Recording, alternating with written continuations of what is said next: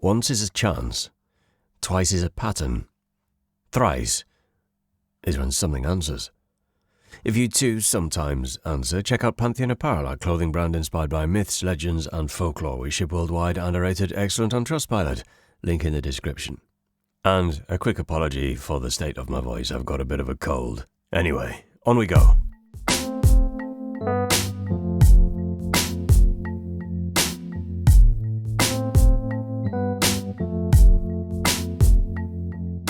Across the world, across time, across language, the number 3 warns. It marks, invites, it shows up in spells, in stories, in texts, and always it comes with power. Sometimes divine, sometimes cursed, but never innocent. It's balance, mind, body, spirit, past, present, future. It's a code, a signal, something older than language itself. But in the darkest corners, 3 is the number you speak when you want something to listen. They call it the witching hour, 3 a.m., the third hour, the third knock, the third name. 3 more things there as well. The moment something crosses over, it shows up in faith, in folklore, in occult belief, and in modern reports of the unexplained. People wake at 3 a.m., suddenly drenched in sweat, paralyzed, choked by a weight on their chest. And always, they say the same thing. I felt something in the room. Doctors call it sleep paralysis, but witches call it the crossing. This hour has long been considered a threshold, a time when the veil between the living and the dead is at its thinnest. In Christianity, Jesus is said to have died at 3 in the afternoon, the hour of redemption, so 3 a.m. became the inversion, unprotected. The hour when spirits, demons, and other things move more freely, the hour when they answer. In medieval Europe, this time was feared for good reason. It was when witches were said to hold their rights, when covens gathered in the woods or in cellars casting spells beneath a moon no one else dared to look at. In some Germanic texts, it's referred to as the Dämonenstunde, the demon hour, when the devout are tested and the unguarded are taken. Even in modern occulticism, 3 a.m. holds weight. Paranormal investigators report that hauntings spike at this hour, cold spots, knocks, apparitions. Ritual magicians know it as the hour of greatest vulnerability, when the barriers between physical and spiritual are weakest. It's when banishings fail, when entities arrive. And that's where the pattern deepens, because 3, it activates the ritual. It's invocation. It's why Bloody Mary must be called 3 times. Why demons are summoned by triple naming, why old curses are sealed with thrice spoken, thrice bound. The third time unlocks. Even the Wiccan threefold laws follows. Cast a spell, and its result, good or bad, returns you 3 times over. Completion. It's the point where the door opens, and 3 a.m. is when that door swings wide. So, if you wake and the clock reads 3, don't look to the window, don't speak the name, and above all, don't answer the knock. But 3 is more than that. It's how things rule. Beyond the hauntings, beyond the knocks and wishes and whispers, there are powers that do not come alone. They come in 3s. In the oldest myths we've kept, and the ones we buried, the number 3 means totality, past, present, future, birth, life, death. Not to balance them, to control them. Across cultures that stood alone, religions that claimed to be the only truth, the triad keeps appearing. In ancient Greece, the Fates, Clotho, Lachusis, and Atropos issued sentences. One spun the thread of your life, the second measured it, the third cut it. Your birth, your journey, your death, all decided by 3 women you'd never see and could never escape. But they weren't alone. In Norse myth, there are the Norns. Again, 3. One holds the past, one carves the present, and one watches over the future. Even the gods, even Odin himself, feared them because they are fate itself. And it doesn't stop there. In Irish myth, the Morrigan splits or multiplies. sometimes three sisters, sometimes three faces on the same being. Bav, Marka, Nevin, prophecy, war, death.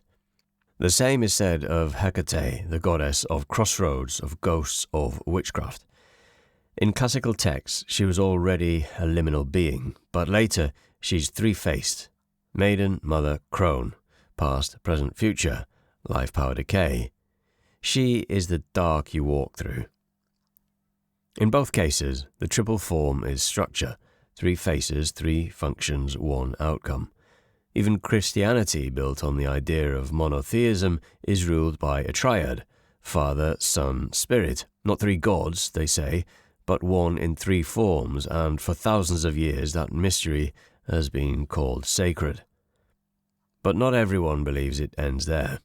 In some occult beliefs, especially in ritual magic and demonology, this trinity becomes something to be inverted, mocked and twisted. Three knocks, three names, three profanities repeated in place of prayer. Because if the number three governs heaven, it can also be used to open something else. Gnostic cosmology offers something even stranger. They spoke of a monad, the true unknowable source, but it came from emanations, aeons, beings that fill the layers of existence through error, through a third act, a third movement. Something flawed was born. The demiurge, a creator god who believed he was supreme but was blind to the truth. He built the material world and we were born inside it. Three again: creation, corruption, collapse. What all of this suggests is that three isn't a human invention. We didn't build our stories around it, we recognized it. The powers we feared, and the ones we still name, followed it first. We saw them come in threes, we watched them move in threes, we buried them in threes, and when we tried to copy them, we built thrones with three legs, so they wouldn't tip over. Everything we stand on, faith, fate, fear, rests on the same pattern. One to begin, one to build, and one to break. It always starts the same way. A friend of a friend tells a story. A grandmother passes down a warning, a tale is told to children to prepare them, and in every version, the same thing happens. Always three. We call them superstitions, old sayings, little patterns in the noise, but they persist. We don't treat them like stories, we treat them like rules. Three deaths. You hear it said after a celebrity dies, that's one, as if death never comes alone. In rural folklore, it happens in families. One passes, and no one asks if more will follow, only when. Appalachian traditions speak of death arriving in threes as a routine. One death opens a door, the second holds it open, and the third lets it shut again. In other tales, it's a sign of arrival, a presence requesting to be let in, or worse, mocking the idea that it ever needed permission. Even in modern paranormal accounts, investigators still report it. Three knocks, followed by nothing, just a sense that something has entered. Three wishes. This is the one we teach children. A genie, a leprechaun, a stranger in the woods. They offer you three wishes. And you already know, without needing to be told, the third one is a trap.